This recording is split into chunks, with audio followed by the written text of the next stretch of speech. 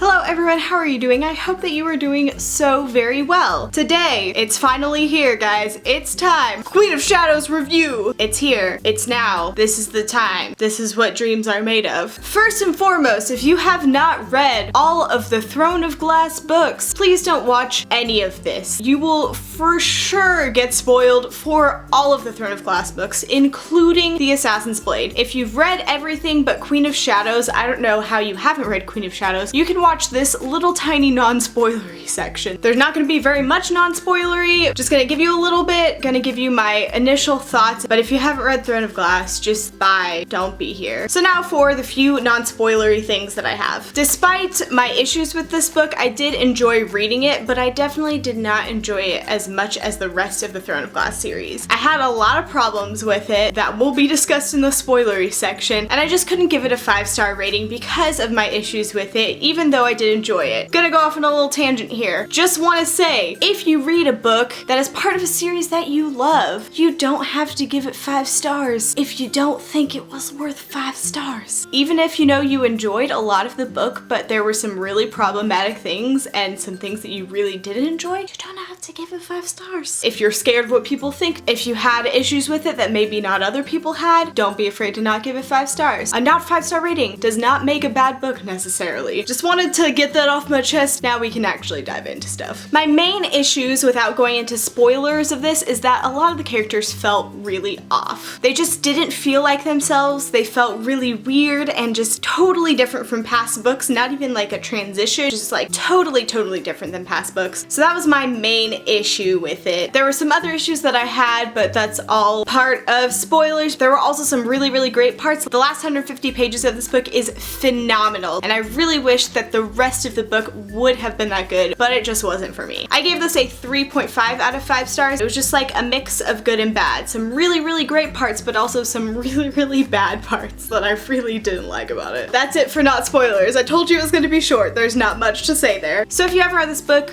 please leave. Don't come back until you've read this book. I don't really want to hold this the whole time. It's kind of a monster. Let's just set you up right here. You can still look at it, but I don't have to hold it. I'm gonna talk about the things that I really liked first, and then I'm gonna talk about the things that I really didn't like to give you an idea of where this is going. So, you know, if you're like, I don't want to see any negatives about this book, you can just skip my negatives part, but I don't know why you wouldn't want to see that. It doesn't really make sense to me, but you know, some people are like that. First thing that I freaking want to say, Lysandra. Lysandra has become one of my new favorite characters. She was so good in this book. And the whole relationship that developed between her and Aelin was just so good. Everything about Lysandra was great in this book. Her killing Arabin, her being a freaking shapeshifter and having magic. What the heck? She's just so good. I could just rave about Lysandra all day in this book. Such a change from the Assassin's Blade, and a really well explained change, which is not something that I saw a lot of in this book, so that's something I was very thankful for. I'm glad that Selena / Aelin has some girl friendships, even if it's just one, since we apparently can only get one, because relationships, that frustration is gonna come later in this review. All of the scenes with Arabin were so good, so intense. When he freaking put that ring on her finger, I freaked the crap out. I was like, what is happening? What's going on? But then, I mean, it was fine. It was just part of the plan. All the scenes where they were like in the Assassin's Keep and like all of that plotting and planning, those were so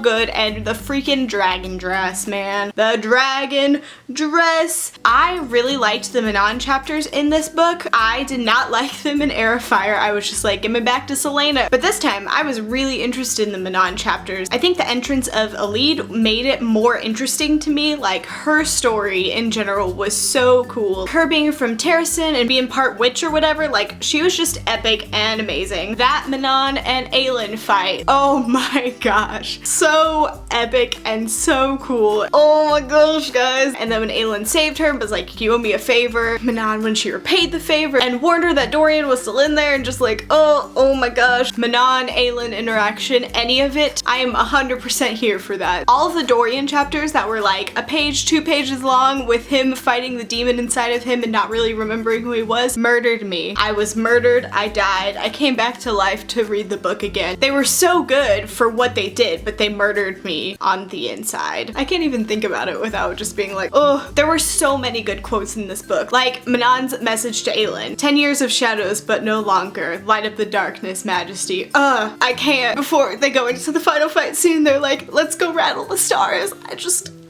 That ending fight scene, that was like the last 150 pages, all of that.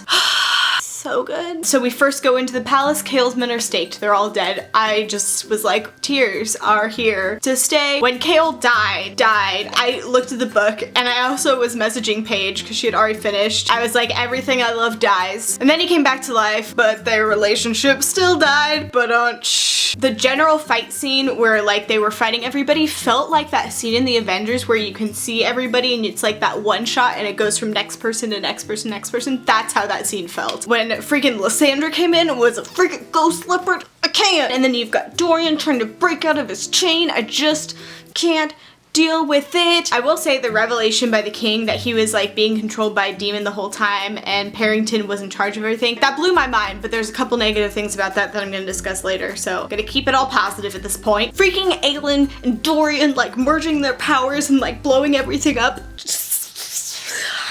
It was epic and just like the best conclusion. The scene where they break Aedion out, epic and just everything. Whenever the dancer lady, I don't remember her name, whenever she said, you're gonna need arts in your kingdom, tell me when you set up, I'm gonna be there. I will admit that I cried at that point. I was like, people love her. She's building her kingdom. She doesn't even know it. I lost it. And then the dancers had their flowers and they threw it on the ground. I ain't a part of your system. And then they broke and like powder went everywhere and explosions and just epicness. Another epic person in this book.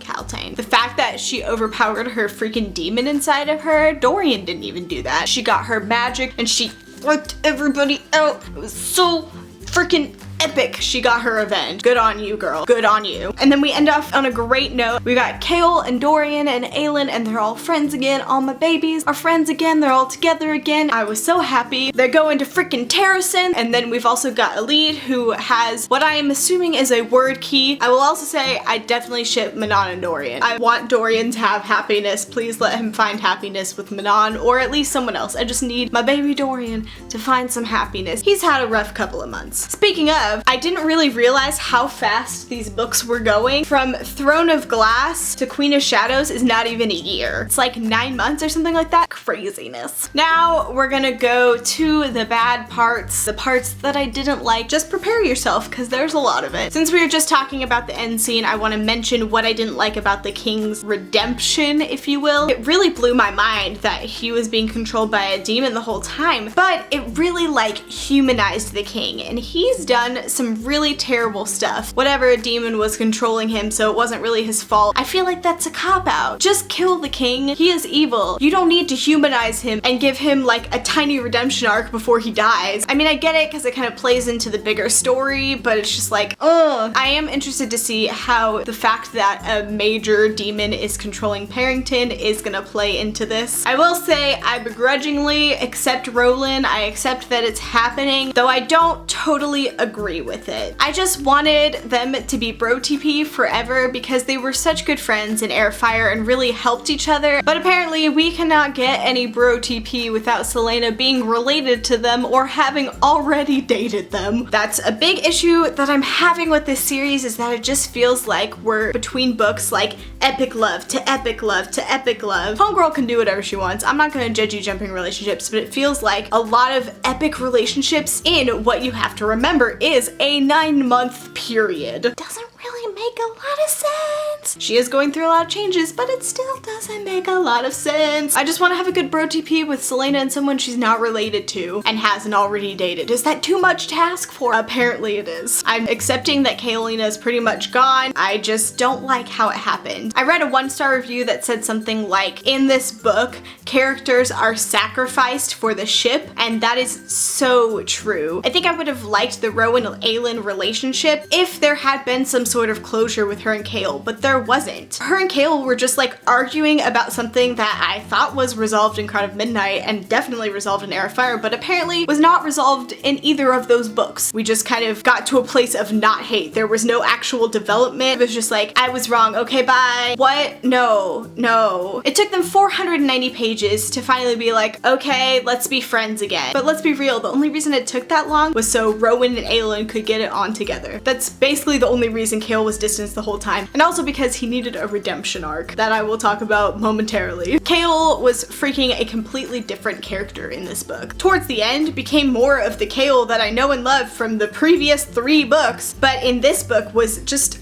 off. Where the poop was Chaol the whole book? Where was he? I did not see him. He was gone in La La Land. No Chaol that I know. He was murdered for the ship of Rowan and Aelin. He really was as a character. There's no other way I can explain it. His character was totally torn down so that Rowan and Aelin could be a thing. Because of that, there was no real closure with him and Aelin, like I said. They just kind of came to an understanding all of a sudden. There's no actual working through the issue since apparently they still were bitter about it. They didn't work through it. They just were both like, okay, let's get along. Woo! My friend Paige from Enchantology pointed out the redemption arc thing, which makes a lot of sense for how he was written, though I don't agree with it at all. He was kind of torn down as a character the whole book to be like a minorly like terrible person, terrible character, so that he could fake die and then come back to life, be redeemed in that moment of him fake dying for a couple chapters. That and the Rowan-Aelin relationship, those are the only reasons he was a terrible character. There was no actual physical sense for him to be written that terribly and that differently from the other books. The Aelin-Celaena difference. This is something that bothered me a lot and also bothered me with how people were talking about it. I understand that Aelin is the queen and she's taken on that identity, but I do not agree with people saying Celaena and Aelin are 2 different characters. No, people don't work like that. Like, she can accept this new identity and like start moving into that and become more of that, but Celaena will always be part of Aelin's past. She's not gonna get rid of Celaena. You can't just be like, oh, gonna leave that part of myself behind. I'm done, I'm out. Bye, bye, bye. Bye, bye, bye. Nope, you can't do that. That part of you is always gonna be there. She was Celaena for years and years and years. That shaped who she is as a person. She can't just be like, I'm the Queen of Terrasen now, peace out, bye Celaena. You don't matter anymore. Everything I went through as Celaena has no relevance at all. No, no, no. I think I would have understood if she had had, you know, like Airfire and then she was kind of like transitioning into more of like an Aelin sort of character in this book and then was more fully Aelin in the next book, but there was no transition. There was just like, I decided I'm Aelin, so I'm Aelin now. That's it, that's all you get. There's no like transition of character, of understanding and becoming different. There's none of that. It was just kind of like a, oh, she's a different person now because her name has changed and she took on the role of Queen of Terrasen. Oh, so much frustration. The girl who was Chaol's kind of new-ish love interest was Nesrin. I think she has the potential to be a really interesting character, but she was used as just a plot device. Oh, Chaol needs a new love interest since Celaena/Aelin is back and she's not interested in him. She's more interested in Rowan because they spent 3 weeks apart in the sea and realized their feelings for each other. Okay, I'm done. She was just kind of used to be there to be a replacement Celaena for him. Why have an amazing BA, awesome girl character and just use her as a love interest? Psst. I hope that she's developed in future books. I think she will, since her and Chaol are gonna travel to get his legs healed since he's paralyzed. So I think there will be some development there. I hope so because she has the potential to be an amazing character. Aedion was so obnoxious the whole book. Like, I understand he loves Aelin, whatever. He was just so obnoxious and so overprotective and it was so annoying, and I kind of liked him at some points, but most of the time I was super annoyed and I was like, stop your testosterone war with Rowan. And speaking of Rowan, I think I would like him more if, you know, his love for Celaena wasn't being pushed at me every 5 seconds in this book. Really, the only thing we saw from his perspective was him like pining after Aelin. That was it. So it was just like pushed in your face so much, like, they're gonna get together, they're gonna get together, they're gonna get together. It wasn't subtle. It was just like, let's hit you over the head with this over and over again until you accept it. I really liked Rowan as a character in Airfire, but he kind of annoyed me in this book, probably because characters were so different in this book and I was just like, whatever, everybody is dumb. I hate everyone except for Lysandra. This just also felt like he was just there to be Celaena's love interest, using people as plot devices. He obviously played a role in the war and all that stuff, but it just felt like he was there to have sexual tension with Aelin. That's it. Like I said, the Fae boy testosterone war was so obnoxious. Like, they're like, you can't do anything, Aelin, because we don't trust you to get things done and to do things without our protection. Stop your testosterone war. anymore. Just let her do her thing. She's been an assassin for years. She knows what she's doing. And one thing I was really confused about was, can Rowan and Aelin like read each other's minds? How it was written was like they're interpreting each other's facial cues and communicating that way. But the conversation they had at Arobyn's table was so specific. Like things you wouldn't gather from a look from someone. I guess they read each other's minds. I'm just gonna assume that because nothing else makes sense for that. So that's it for my negatives. That was a lot, I know. That's why I didn't really love this book. There were some really great parts, but also some parts that I didn't like a lot. Frustration, but also like love combined makes a 3.5 stars. Some theories for the next book, some of which I have stolen from reading people's Goodreads reviews. Sorry about it, but also not, because they're great theories. One that I already had that I did not steal was that Elide has a word key. 99.9% sure that that is a word key, so like word keys, oh my gosh. And with the king not being, you know, the head demon, that means that she stole that word key from Parrington, who is the one who actually had the 2 word keys. So that means that Aelin's gonna have the 2 word keys, so gonna fight for that last word key over these last 2 books. I am ready for a freaking Aelin and Parrington throw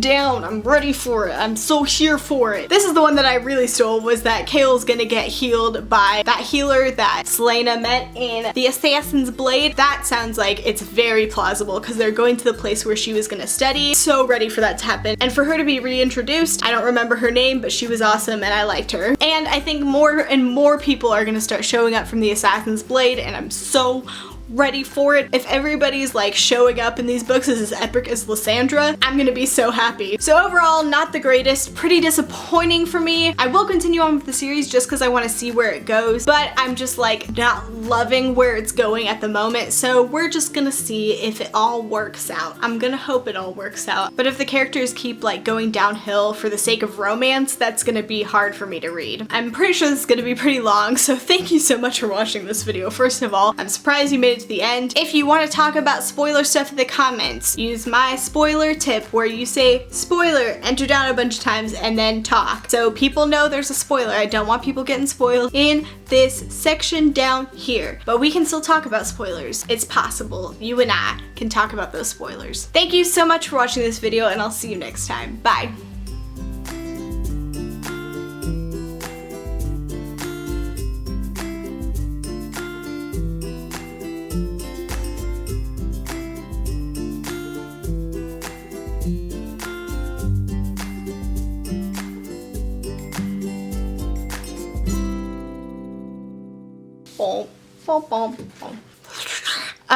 But just like, oh my gosh. Oh, tears stream down your face when you lose something you can't replace. Oh, I can't do it. Oh my gosh. No, this,